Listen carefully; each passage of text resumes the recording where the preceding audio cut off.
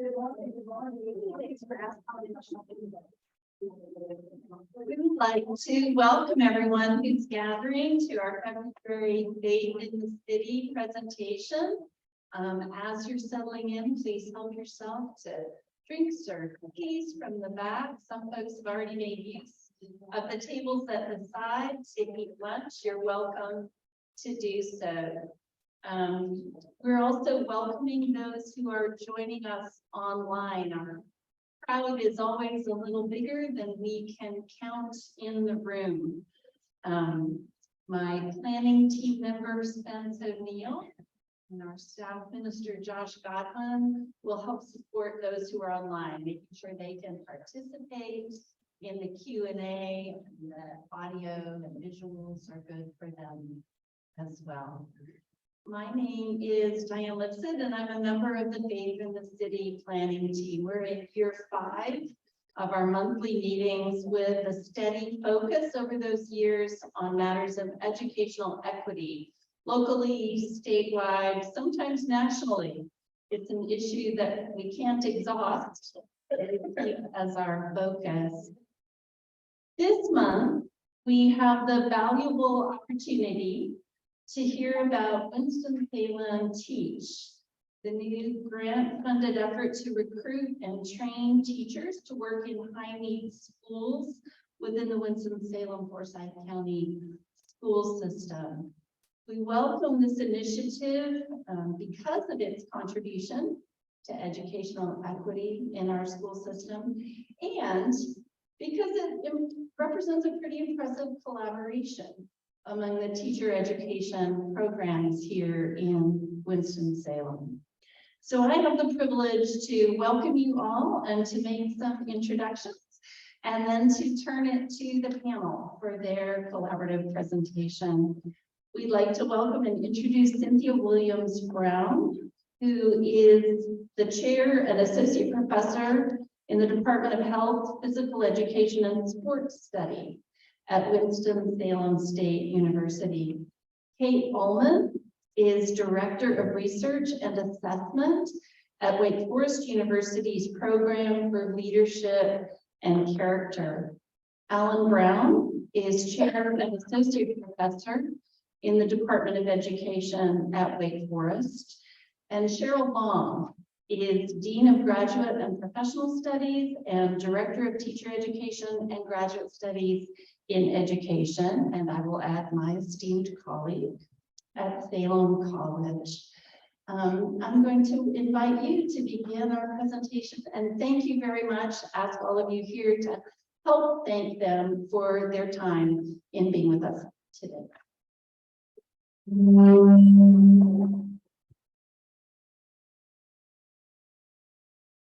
You all hear me okay? Thank you all for being here. So this is just a brief agenda of what we hope to overview about Winston-Salem TEACH. We're going to start with some just brief introductions. Thank you for those introductions. But just talking about what our roles are on the team.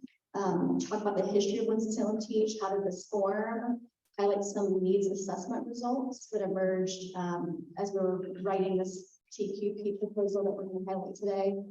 And then just talk about what is Winston-Salem TEACH, and also get some input from you as community members about how we can shape this so it's grounded in the needs of Winston-Salem. And then we'll open it up for Q&A. So first, my name is Dr. Kate Ullman. I'm the Interim Executive Director of Winston-Salem TEACH. I also serve as the Director of Research and Assessment at Wake Forest Program for Leadership and Character.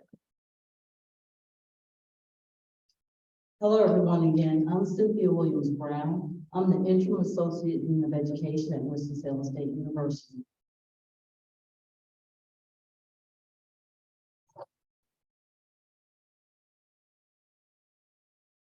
Not to knock anything over. Hi, everyone. I'm Alan Brown. I'm Chair of the Department of Education at Wake Forest University.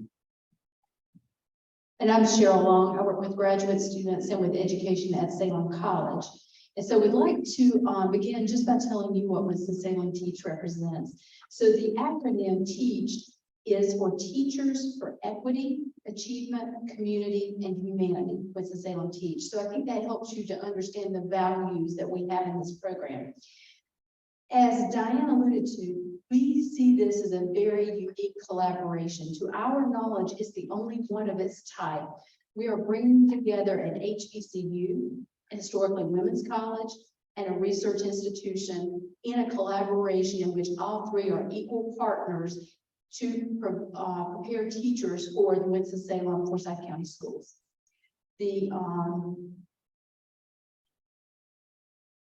And the goal is that these will be highly effective educators, excuse me.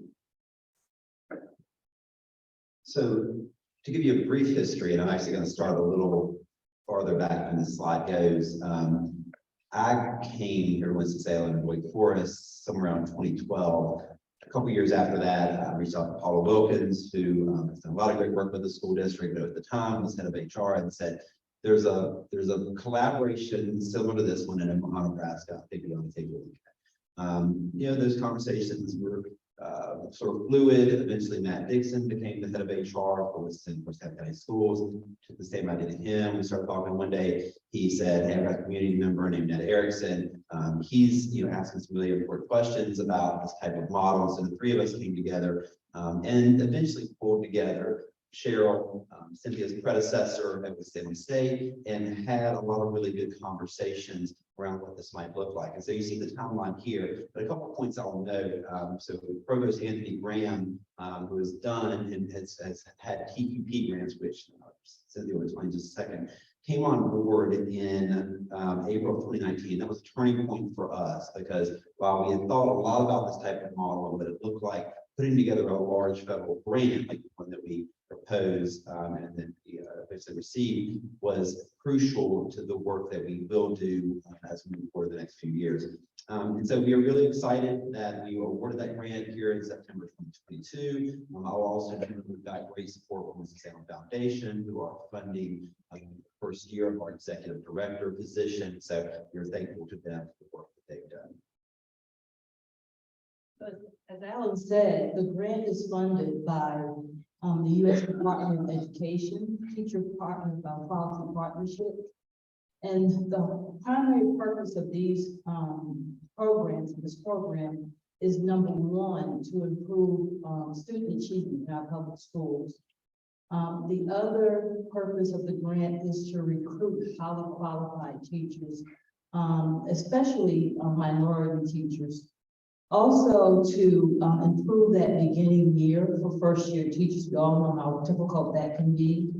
And I think the most important part is where we fit in is the whole IHEs, or institutions of higher education, teacher preparation programs, hold us accountable for producing good teachers. So one key part as we were resubmitting the TPP proposal for the second round was to conduct a needs assessment so that we were really clear about what are the needs in Winston-Salem Forsyth County schools and how can this program meet those specific needs. So many of you are probably familiar with the 2018 report that came out that ranked Winston-Salem 20th in the nation for child poverty rates. We were ranked almost last in the U.S. for economic mobility. And so these are facts that have really been highlighted with the Winston-Salem Poverty Reduction Thought Force Initiative, which has highlighted the importance of education and actually addressing some of these key issues. So as part of the needs assessment, these were some of our guiding questions. And I'm not going to highlight the entire needs assessment result, but just give you kind of a taste of what we found in that also grounded how we designed the program. So two key questions. What are the free and reduced price lunch rates at each school? This helps us really identify. This is a key marker that the U.S. Department of Education uses for poverty in the U.S. Department of Education. And then what are some of the proficiency rates according to some of the standardized tests that are used in the school? In addition to that, we wanted to know in what schools are there the most teacher vacancies, where are we also seeing teacher turnover? That was a key question. And then in what grades and subjects are there the most teacher vacancies? So we can consider that. Better. All right, so here are just some of the needs assessment result findings. So we identified 13 elementary schools that have at least a 60% free and reduced lunch rate. So these are schools that we are going to be seeking to partner with as we develop this project and place teachers in schools, but during the residency and also after graduation. So you can see here the average reading percentage, proficiency rate across these 13 elementary schools were 16%, 11% in math, and 22% in science. We also identified 16 middle schools and high schools in the county that had at least 45% free and reduced lunch rates.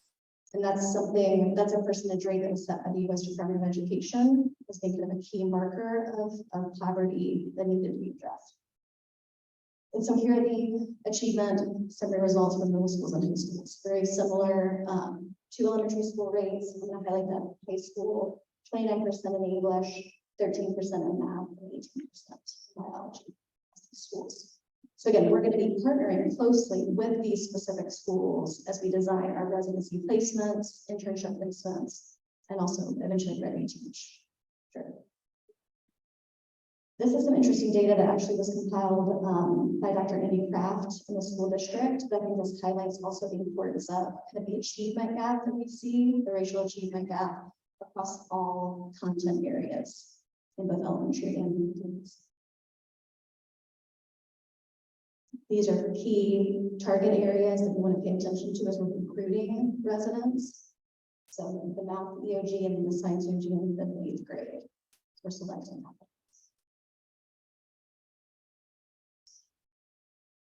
But again, just highlighting, this is kind of a neat area across all subject areas. So as we are recruiting teachers, we really feel like there's a need in almost every content area to incorporate more equity-centered practices in the classroom.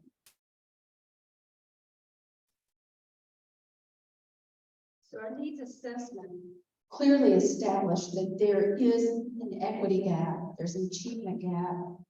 There are some children who are living in poverty in our area. We know that the way to address that can come through education, and the only way to address that achievement, that's not the only way. One of the key ways to address that achievement gap will be through highly qualified teachers in the classroom. We do know there are other factors that contribute to that. At the same time that we've identified this need, we have a decline in people currently working in the teaching profession. Some of you may have heard the report that came out last week. It was a presentation to the State Board of Education, and it's been reported through EdNC that between 2021 and 2022, there was a 58% decrease, or excuse me, an increase in the number of vacancies, teaching positions that were open. This means there are thousands and thousands of children in North Carolina who do not have teachers in their classrooms. We know that that problem exists here in Winston-Salem, Forsyth County schools, and the only way to change that is to put more people into the teaching workforce. And we need to create programs that will train them specifically to be successful. As we look at that needs assessment, some of you may remember this is a topic that we've spoken about here before in Faith in the City. We've often heard the rhetoric around the need for science and math teachers. That's not the problem anymore. We need teachers in almost every area. If you look at the vacancies in March of 2022, and this is here in our local school district, we had openings in elementary and exceptional children at the elementary level. This is in March. And at the secondary level, it wasn't just math and science. It included exceptional children and even English. I started to say just a few years ago, almost 30 years ago when I entered the workforce, it was hard to find an English job. We used to joke that we waited for English teachers to die rather than retire. That's not the case anymore. We can't get enough teachers in the classrooms. So we have to demand the question, what can we do about that?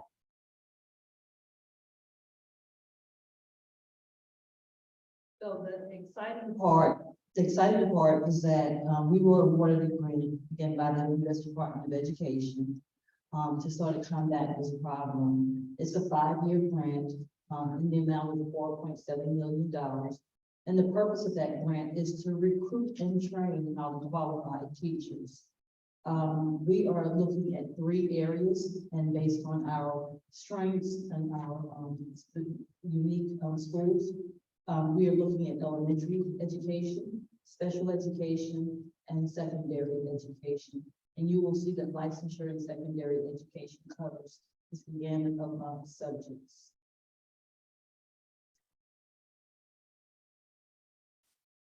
And so one of the main calling cards of a program needs any type of residency is additional support. We talk a lot about that over the course of this presentation, but one of the most important from our point of view is the living wage that during graduate education. So this is a graduate level program for students who are coming out of undergrad, career changers, or folks that have been perhaps even working in the school system but are seeking that initial teacher licensure. And so they'll receive during that year, their 14-month grad program, $30,000 living wage stipends to complete the master's degree at the institution. And that those funds do come from the TPP grant. We'll also provide coaching, professional development. As this program begins to roll out, we'll start hiring coaches who will then go provide, and often the types of supports that we can't always provide to our alumni after they leave us, because not only will they be coached during our programs, and of course they will receive the same induction services in the school system that are there. That additional coaching we think would be really, really important to test forward. So as we're identifying the qualified applicants for this program, we had to set some admission standards. So we're looking for people who already hold a bachelor's degree because they're coming in for graduate level training. They'll have a minimum GPA of a 3.0, and then we're looking for evidence of strong verbal and written communication skills. They'll demonstrate that through a writing sample, an essay prompt that they will be responding to, a resume, and also there will be an interview process. So these candidates will be screened to select strong prospective teachers. And so the framework that you see on the screen here is the process by which candidates come in and go through our program. So there are 4 phases. The first phase is community of practice that happens in the summer. So we'll be looking for our first cohort starting this June. And they'll have summer courses at each of our institutions. So one of the reasons that we decided really early that Wake Forest would focus on secondary education, Salem on elementary education, Winston-Salem State on special education, was just that there's not competition among us for those students. And that collaboration has been really important as we also then think about the levels of support that Winston-Salem TEACH provides during these phases. So again, phase 1, community of practice, they're taking their initial classes, they're building relationships within the community, within Winston-Salem TEACH, within our programs. Phase 2 is the residency apprenticeship, that is that fall and spring, where they're going to be out in the schools, also taking classes.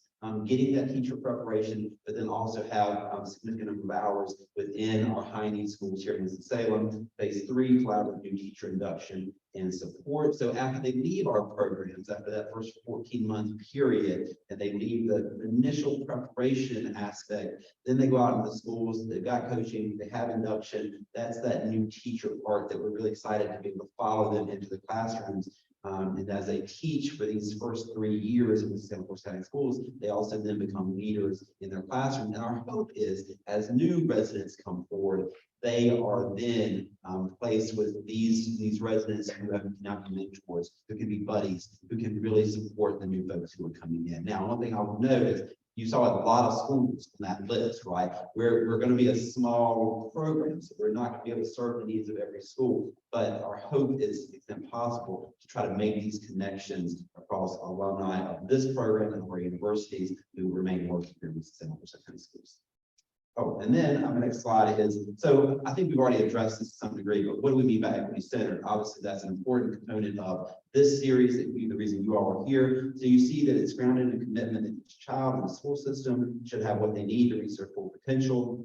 And that is achieved when students have access to resources based on the individual needs to meet their potential. But the thing I will note is, as Cheryl mentioned a few minutes ago, a qualified teacher in the classroom is a basic need. We think it's a really important need. And we believe it's really important for those professionals to be trained as professionals, to have the support networks, to have professional development opportunities, and to feel like they are advancing in their careers and see a future for themselves here in Winston-Salem. So as it's been highlighted, this is a fairly unique program across the country. There have been partnerships like this across institutions, but never to the point that they're collectively working together to prepare teachers in different licensure areas. So one key part that we want to make sure every Winston-Salem TEACH resident comes away with similar competencies. We've identified 6 core competencies that we're going to be highlighting across the different coursework, but also the cohort experiences they have together outside their licensure coursework. So the first is rigorous and responsive instruction. The second is empowering learning environments. So we create learning environments that empower students. How do we conduct assessment and use data-informed reflection to think about our practices? And again, kind of iteratively shape our teaching in the classroom. An asset-based mindset, incorporating literacy across the disciplines, and also preparing leaders and professionals who can lead within the classroom in their school.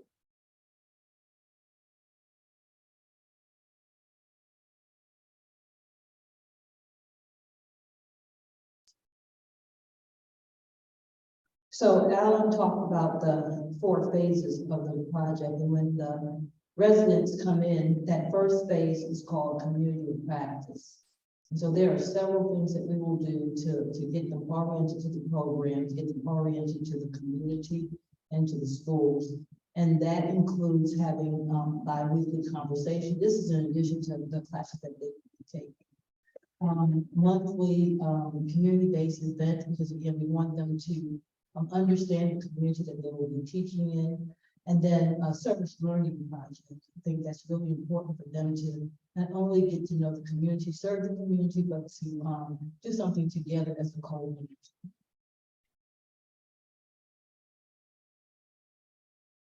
The community practice also begins at 14-month academic journey, if you will, towards licensure. Again, they will get an MAT, which is an initial licensure. They have the option at Salem to get an advanced licensure. They will take a summer course. Eventually, they will take one of these courses together as a cohort, and that's that teaching that in a diverse classroom. So we're also going to highlight phase 2, the residency year here. This is, again, coursework, field experiences, and in fall, it is part-time observation, integration into one or more high-need schools, right, depending on the areas. For instance, so one thing you'll notice is we don't have a middle grades program here. We'd love to expand that someday. Like that might be something we work to do as a group. We originally thought we might have it, although special education will be a K through 12 aspect, so most will be included in that way. But again, we're relatively small, but what we know is that across the 3 institutions, we're going to make sure that our teachers are observing instruction, quality instruction in the schools as a partner with some Forsyth County schools, getting chances to engage students in these one-on-one small group and settings. And I think this is really important, interacting with families and communities of the schools that they serve. So that's certainly something we're really excited to partner with organizations who can help us really push forward that work. The second part then of phase 2 is the spring full-time internship. And so that's called student teaching at most places. And that's going to be 5 days a week as it is in our existing programs. But again, the additional layers of support are really important. And at the conclusion of that residency year, Winston-Salem TEACH Schools has agreed to prioritize the hiring of Winston-Salem TEACH applicants into their timing schools. So as Alan mentioned, that's a key part that we're looking to create this pipeline of teachers in the schools that need the most support. And so when they graduate from the residency, they are making a commitment. When they even apply, they understand they're making a commitment that if they're selected, they're going to be teaching at least 3 years in a high need Winston-Salem school, one of our partner schools. And in the meantime, we're going to be providing some supports to them that, based on best practices and research, are needed to keep beginning teachers in high need schools. So as Katie just mentioned, those practices that are needed to keep teachers in those schools, we want to stress that this is not just an effort to put someone in the classroom as a short-term fix. Our focus is on preparing people who will stay in the profession, and we're giving special attention to equipping them so that we can focus on retention as well as recruitment. we are in that process now of recruiting people to the program. So you'll see some of the slides here replicate some of the ones we use when we're explaining the program to prospective students. For example, when we talk about coaching for these teachers in these early years in the classroom, what does coaching look like? I see a few faces here today who have been student teaching supervisors. You're very familiar with that coaching model, but this is going to continue that type of one-on-one support during those first years of teaching. It's going to include personalized coaching. My need may be very different from Alan's, but this for each participant is going to have someone who is assigned to them, who is visiting in their classroom, who is observing, who is a trusted colleague that they can confide in, discuss their strengths, discuss their needs, and they can provide that intentional coaching to this resident. They can then, after these class visits, they can have opportunities for debriefing, for developing plans. This is not something that's coming from an administrator. This is a support system. And of course, there will be an informal support type relationship, things like coffee hours, things that will focus on helping build that collegial relationship between the coach and the person who will now be teaching. Also, we will include professional development opportunities. The idea here is not to be a burden. Those of you who have been in the teaching profession have sometimes probably thought, not another session. This is again to help equip them and to address the needs they have. We have some topics already identified as possible topics, but there will also be more topics that come about as the needs of these teachers come forward. Some of the ideas we've discussed are the typical things like classroom management, but also some very specific topics like trauma-informed teaching practices, restorative practices. We know we're moving in that direction, and we want to make sure these teachers are equipped to do that. Multilingual learners, that's sometimes a challenge for new teachers and for veteran teachers. And then just to kind of summarize, these are just some of the facts of how this is distributed to residents. They'll receive this in a form of a forgivable loan. So for every year that they teach, basically that $30,000 loan will be forgiven as a stipend. School district. So here are some questions as we move into the Q&A portion that we would love to hear feedback from you all as well. We're in the process of having some listening sessions that can allow us to think about how we develop some of the programming so that's grounded in the needs of the community. So one of our questions are there recommendations of summer experiences that you think could help residents develop their understanding and knowledge of Winston-Salem and its history? That's something that we've already started doing some brainstorming around, but we would love some input from you all as a community. The second is that one of the limitations of the TQP grant proposal is that it doesn't provide tuition support. So every Winston-Salem TEACH resident will have to use a portion of that $30,000 to pay for a very decreased tuition. Every one of the institutions here at this table has negotiated a very decreased rate, but that also is a large portion of that. So in years 2 through 5, we already want to start some planning for how we can provide some tuition support in addition to that living wage stipend. So if you have any recommendations of possible avenues for that, we would appreciate it. And then also we're wanting to compile a list of low-cost housing for residents that do move here. So are there spaces where they could possibly live, maybe even together, that could allow that additional support, but that also allows them to maximize that living wage. So as we move into the Q&A, we'd love to get your input on that. Thank you. Thanks for the substantive, informative presentation. I think the collaborative nature of the whole project was evidenced by the collaborative quality of your presentation. Thank you. To be thinking about questions and comments that you would like to ask, or ways that you might provide input in the way that has been invited. But as we begin the Q&A session, we want to give an opportunity for a representative from the Winston-Salem Forsyth County system to say a few words about how the schools will engage with and support Winston-Salem TEACH. So we have with us Karen Morris, the director of the teacher pipeline programs for the school system, to provide some brief remarks. from the school system's perspective. Yeah, table or the podium? Oh, here.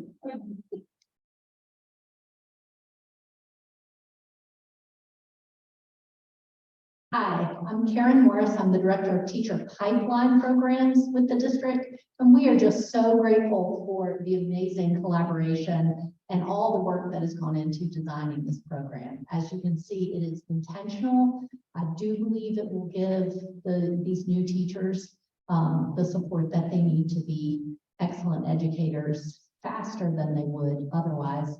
I also believe that it's going to be pulling some people from outside of our area to be coming into Winston-Salem to be able to help with our very amazing need of filling these teacher vacancies. It is a big problem, and it is one that we are working on with lots of different organizations and internally. The teacher pipeline program is relatively new. It starts in high school, and high school students can take classes where they learn about being an educator. And they actually can take, they get an honors credit, they can get some college credit as well, to be able to take this class, have a chance to work in classrooms and learning about being an educator as a profession. And then, of course, we are encouraging more and more people to become educators. So we have a new program that will be starting this summer as well called Teacher Residency within our district. It is different from this one because the teachers would be teachers of record on their first year. They do not have the option of an entire year of internships and student teaching. And this is an amazing program that these universities have created with this grant. We also want to make sure that we're keeping our teachers and supporting them. So we do have some more people within our district who have become beginning teacher coaches. To make sure that we do have people who are employed by our district to be able to support those beginning teachers as well. And then we want our excellent teachers to become leaders and to not leave the classroom, to have some additional funding in their paychecks to be able to take on some additional roles and to be able to increase their impact. So that has also is also happening in our district and is expanding to 9 more schools next year called Opportunity Culture, and increased roles for our teacher leaders, the advanced teacher leadership roles. So I am really excited that we have all of these universities working together. They have spoken to you about how unique this is, and I think it's going to make a difference in our community. So I have information about other options, and I know that we're speaking specifically about this one. So I will step back and be able to answer any questions as you all are brainstorming.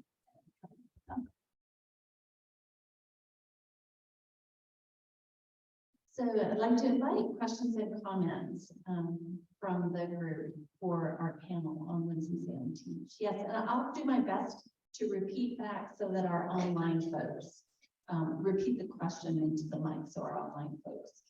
I'd like to thank the committee for the presentation. I worked in training teachers at Appalachian State for 31 years. I was associate dean of college education, so I'm familiar with what you're doing. One of my first questions would be, how do you determine when that you would have the teachers go through the fall time in preparation? You know, you have Teach for America, which identifies some. So how did you do that? And secondly, how are you going to determine that teachers, you know, we know that the first 5 years is what 50% teaching. I think that's what we used to say. That's more knowledgeable, but how do you retain these teachers after 3 years? So first question would be length of training and retention. Thank you. So we have a question about how did you determine the length of the training? And then how will you determine retention after the 3-year period? And the member of our audience asking the question is a former associate dean of the School of Education at Appalachian State. Did I get that correct? Close enough. Thank you very much. Start off and you all jump in. As an Appalachian graduate myself, I will say the length of the process is actually pretty easy. I mean, we have, our programs are different. Our programs vary in terms of that length. in size. We've all made changes and are in the process of making sure that we can meet these goals. One of the things that I think is really important is that we kept to that time frame of 14 months of preparation. So I agree with you. I'll just speak at Wake Forest. We've got a number of students who are interested in Teach for America or other types of alternative programs. And so we'd love to keep some of those students here. So the 13, 14 month is really attractive to young people who are thinking about the preparation that they receive. While we believe it is rigorous and effective because it mirrors what we have all done previously. We're not reinventing anything here. That was one of the, I think, the more important things that we did was to think to ourselves, we can't be each other. Special education looks so different as a preparation mechanism than it does in preparing a high school math teacher.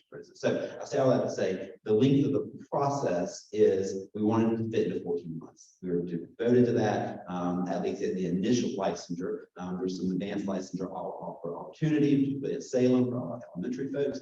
And then how do we plan for 3 years? That's going to be an important question. That's going to be in collaboration with the schools. We believe that the preparation they receive and hopefully the professional experiences that are built in. We didn't really talk about this, but we're going to have a number of conferences, we'll have opportunities for them to do presentations and hopefully go to professional conferences. And we hope those types of things start to build a culture that they feel valued, they feel appreciated, and they see themselves as professionals in these schools, hopefully as teacher leaders. That may not be new. But our hope is what this feels like, particularly with the coaching model, that, and I always speak for myself, we have a hard time being able to follow our graduates or alumni out into schools in a really meaningful way, in part because they don't always stay here in Winston-Salem, even though we would love for them to. So my initial thought is, I think that's going to be really something we have to devote time to in those years 2 and 3, thinking and how we effectively work with Winston-Salem Forsyth County Schools to make sure they get the most out of induction. There's some really interesting research that's come out, basically interviewing teachers that have left the field. Why did you leave? And the 3 kind of pieces of information that are highlighted in our research are a sense of community. So there isn't that sense of support within the school where they are. They don't have easy access to mentors who are able to invest in them. So that's why we developed the coaching model that we did.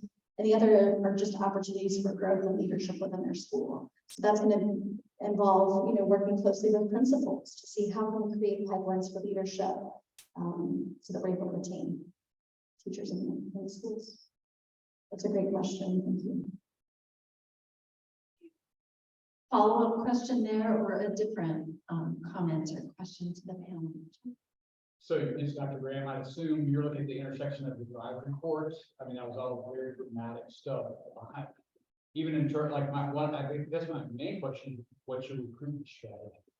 Because the drive report was really direct about how if you don't follow a certain pathway, then we end up with a certain kind of teacher. So how do we get residents that look like the kids they're going to be teaching?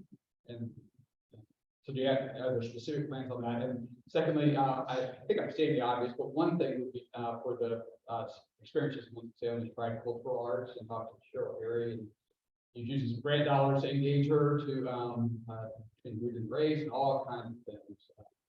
She could provide some really amazing stuff for her.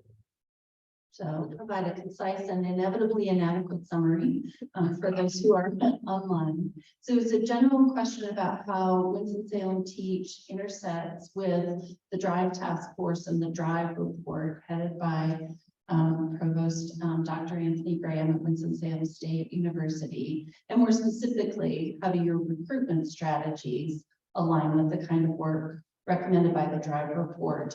And then a recommendation that for the kind of local Winston-Salem cultural experiences, Dr. Cheryl Harry would be a great resource there. So a range of responses. Yeah, I know Dr. Harry, so yeah, that's a great recommendation. I will tell you that we've been very strategic about targeting a diverse group of teachers. One of the things that we have done is that we've made sure that we have outreach to HBCUs, Winston-Salem State, of course, is an HBCU. We know that for a lot of our underserved populations, that there are barriers to teaching, sometimes financial barriers, and so we remove that. For HBCU graduates, we have an application waiver. We're very strategic. We all are doing recruitment in our own little way, and so we are recruiting in places where we can attract some a more diverse group of applicants. I'll add, we didn't want to put too many requests on the screen up there, but I think there are other aspects that we are going to be thinking about over the coming months and years for sure. I mean, we may have candidates and residents who have childcare needs, and how do we support those needs? We may have certainly health insurance. I mean, there's so many aspects, particularly during this graduate year before they get hired in the school system, but even after they get hired in the school system, that I think our community can come around, not just through Winston-Salem TEACH or Winston-Salem TEACH, but for all the educators. We mentioned housing, but I think there are other needs too. And I would just say we've had a number of graduate assistants who have done some really amazing work over the last 2 months, really pushing the word out both here locally. We value the local recruitment, but we do see, I mean, we see Winston-Salem as a really attractive place to live and to be, and to raise a family, and to work in schools. And so we have got, and we're hoping we're on our way to the number that we want for our first year. We've had a lot of interest. We've had interest from students who won't be applying this year, but might be applying next year, the year after. So we're excited about that, but your question is great.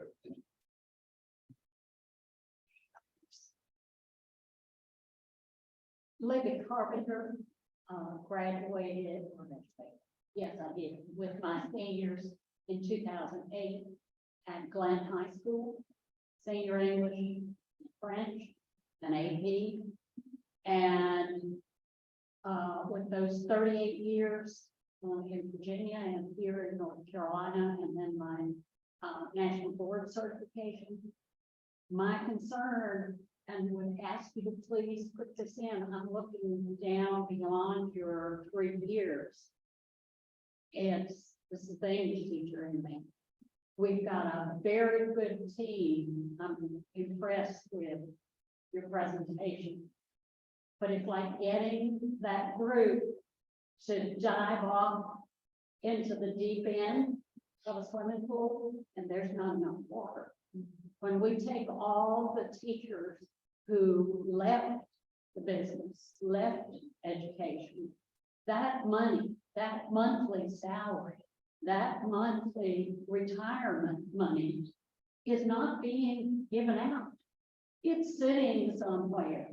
And the reason I wanted to stand up and say something is I'm sure we're all thinking in terms of how can I help?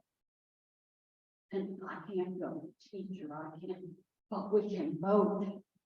We can vote, and we have to. I graduated in 08. I retired in 08. But the teachers have an increase in salary since 08. It's been frozen. And for us to have an education lottery, that money's not going to education. So please, let's figure out, I'll be glad to come stand at a meeting if you want me to be a speaker. I've done it before. I did it my first 4 years of teaching up in Virginia. Let's get this log jam broken up so that all of these wonderful plans that you have get those teachers to be able to jump in the water and swim all the way to the other end of the pool. I would not give up those 38 years with young people, ever. But I know I'm on this side, and that's why I stand up to speak. I'm so glad you did. I think that highlights you. Thank you. We don't see this as a one. I'm going to ask you to summarize a little bit for the people online and then respond. So, say your name, Libby Carpenter. So she highlighted that in order for this to be successful, we also need to be raising and implementing the needs of existing teachers within the community. And I think that that's a key part of Winston-Salem Teach. We don't see this as like a fix-all. This isn't going to solve all the educational problems in the city. But working closely with organizations and the school district to figure out how can we all work together to build up the teaching profession as a whole. But thank you for highlighting that. So it matters what salaries and benefits are, and it matters that how we vote. Yeah, two different questions for our online. Two different questions from our online. One person was asking if you could explain a little more about why it is that tuition support is still needed for years 2 through 5, why that's not covered by the grant, why that may be needed. So tuition support in the subsequent years, why is that still needed? That's just a limitation of the U.S. Department of Education. They did not allow any applicant to include tuition remission in that grant funding support. So all of the support had to be in the form of a living wage stipend or other additional supports.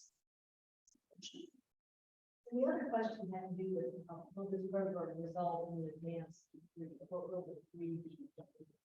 What is the degree at the end of the program? So everyone who completes this program will receive a master's degree. That all of our programs are parallel in that way. They all lead to a master's degree. The one difference that you may have heard us reference, where we sometimes use the language of our profession, the basic teaching license is referred to as an initial license in North Carolina. That is the standard license. At Salem, there will also be the option to add an advanced teaching license that's built into our existing master's program. And the advanced teaching license is the license that previously earned the stipend and paid the additional pay for a master's degree. That's not yet been restored, just to add a political comment. Questions? How about principals? I understand about the need for a good teacher in the classroom. How about the principal of the school? So this particular grant that we were applying for is focused on teacher education. Of our 3 programs, I believe Salem is the only one that has a principal preparation program. We do have a principal preparation program that's only in its 3rd year. So we are responding to that need. Salem is a historically women's college, does accept men into our graduate programs, but we were also very aware as we were building this program that there is a specific need for more women in principal roles in North Carolina. There was a report that came out about 2 years ago pointing to that need. So we are working to address that. There are some different types of grants to try to increase that pipeline. That's just not the one we're participating in now. I can also speak that Winston-Salem Forsyth County Schools is one of 8 large urban districts that received the Wallace Foundation grant, and that is specifically working with the principal pipeline and increasing equity and strong leaders from principals. We also received another TQP grant with High Point University and North Carolina A&T, which does have a component to take current teacher leaders and elevate them and pay for them to get their principal certification and master's degree in that. Part of the Wallace Foundation grant, we're working with Appalachian and UNCG on that increased principal pipeline. So you can see that we are really rallying around and using collaborations with lots of our university partners, and we're just really grateful. I have a question about, I know your grant is for 2 to 5 years, but after year 5, we're still gonna have a teacher shortage. I mean, I would love that to be wrong, but so what does it look like moving forward? Like, how do you think, will this just end or will this continue on in some other capacity? And then the other thing I wanted to say was, you mentioned low cost housing, and I was in a meeting before I came here with the district about how some of our most students in the highest need and in this violence interruption mentoring program, one of the things that their families are facing is housing. And as institutions, you all have a ton of capital, reputational capital, connections, influence. And so what is good for you all is gonna be good for our whole community. If you can leverage some of that, I know some municipalities have programs for, if you're a public servant, you can get a cheaper mortgage or low cost rent or whatever. Like, how can we see some of that happen here? Because it's not just for graduate students, I mean, it is across the county. One of the biggest barriers to success, I think, for students and teachers and teacher assistants and all of the others. So I think, thinking about how we can do sort of that curve cut effect, like it's helpful for us, but how can we spread it? How will it be helpful for the whole? I'm gonna ask again, would you summarize as you? Sorry, that was a lot. No, it's excellent, but they can summarize as well or better. Okay, well, I will summarize the first part and you talk about what happens after 5 years. I think one of the things when Alan talked, and I won't speak for him, he talked about how this process began long back in 2017. I think one of the strengths of our proposal is that we built in a sustainability model. And so we were not looking to do this work for 5 years and to stop. We're looking to, and that's why one of the reasons why we're here. As you said, this is just part of the problem. The housing piece is another part of the problem. And so as institutions of higher education, we're doing our part, but it will take the entire community. And again, I won't speak for Alan. I'll let him speak a little bit about that sustainability piece. I would just add that when we created this, it was important that we not create something new, because new might not be sustainable.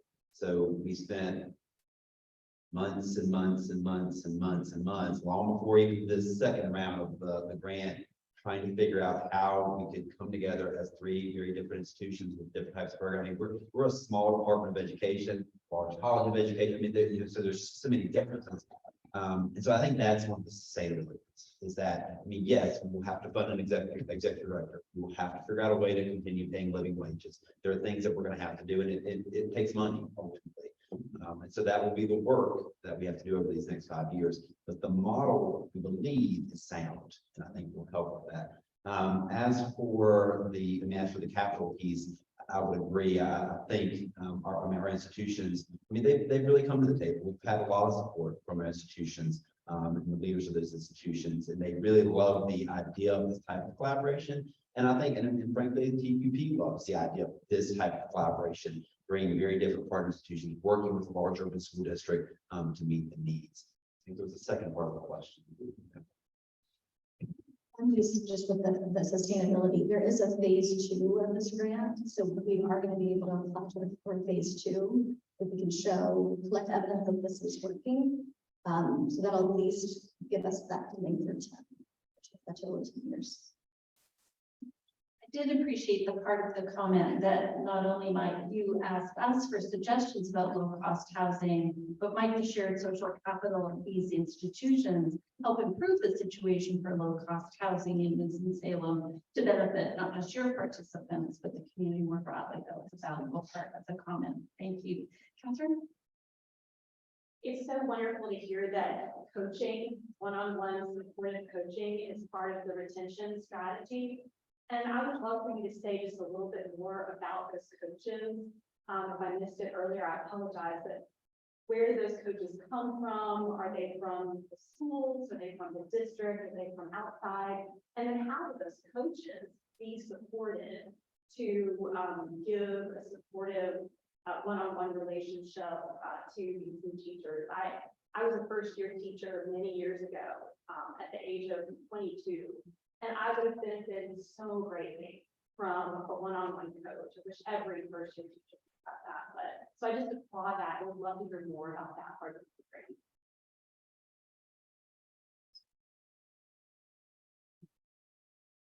I'll start and they'll come in.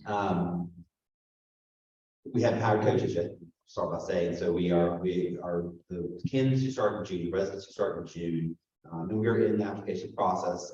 As it was on a slide, applications are due by March 1st.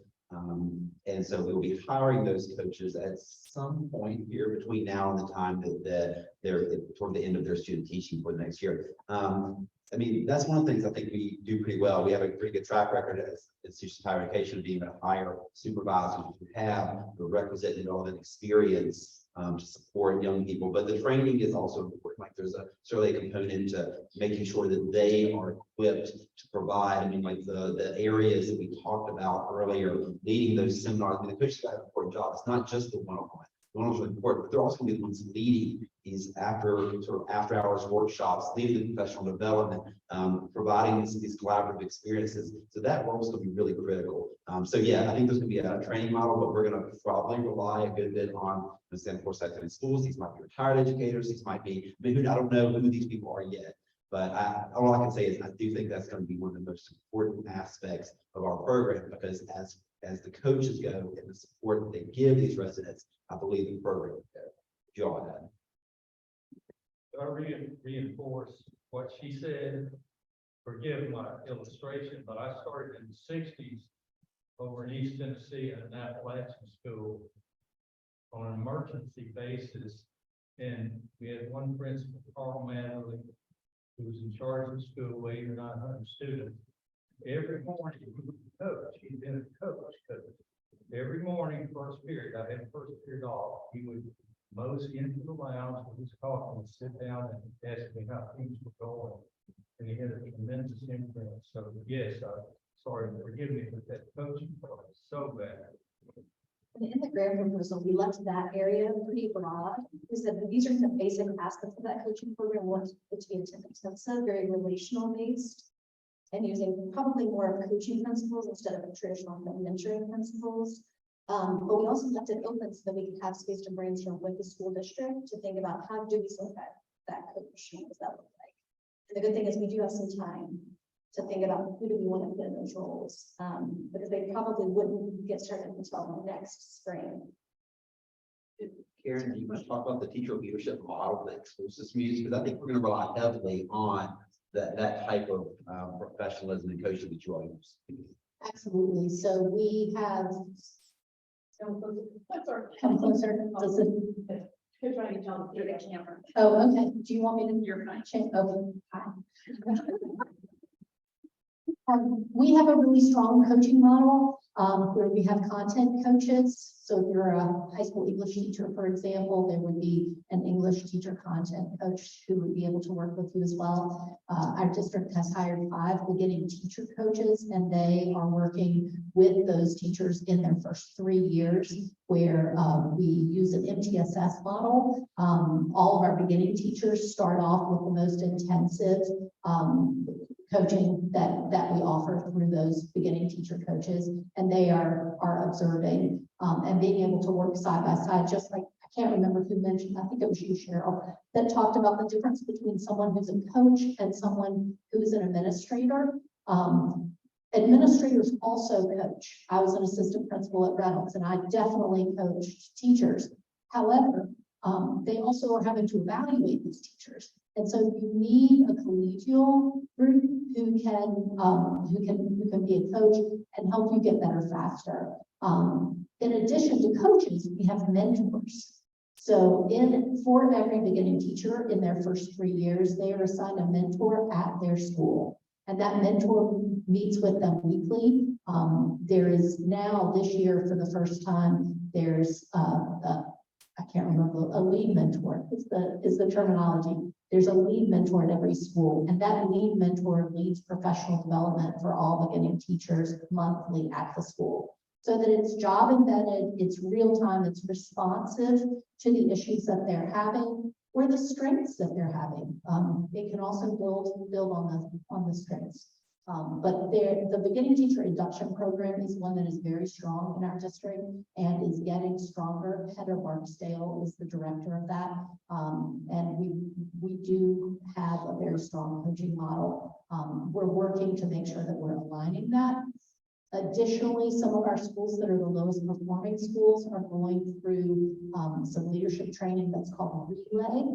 There's a group from our district right now in Greensboro learning about that specific coaching feedback loop, so that the leadership teams in these schools will have the skills that they need to be able to make sure that they're the best coaches that they can be, and that they can be supportive and help our teachers get better faster. I also want to be sure that we know that Dr. Fabi Williams is here, who's the deputy superintendent of the school district, who's also here to help us in answering questions. Welcome and thank you for being here. We tried very hard to end on time because folks take their lunch hour to join us. But I wonder if this is big wide open. Last word from someone on our panel? What would you like to leave us thinking about, wondering, or what should we ask you when you come back and do this again for us in the future? 2 days.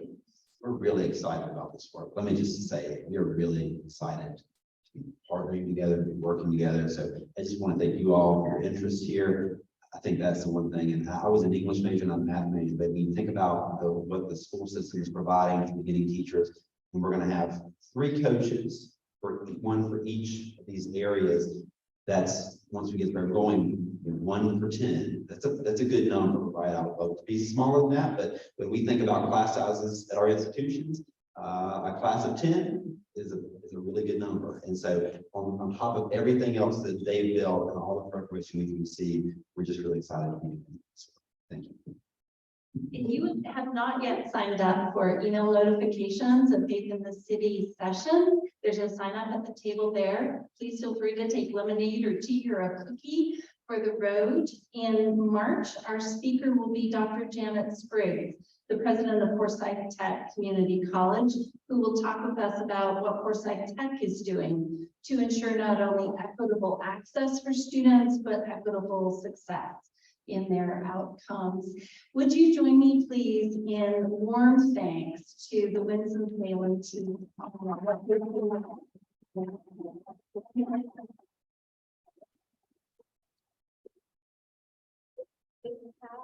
If you have any additional input around those kind of areas that we're soliciting advice or recommendations around, please feel free to email any of us. Will these slides be distributed? Yes, absolutely. So please feel free to email us if you have any ideas or ways that partner with organizations that you lead or that you're a part of to enrich this. The slides will be available on our Facebook page, will be distributed to anyone who requests them outside the Facebook access, and a recording of this session will be available as well. So thank you all for coming. Thank you very much for your time and your time.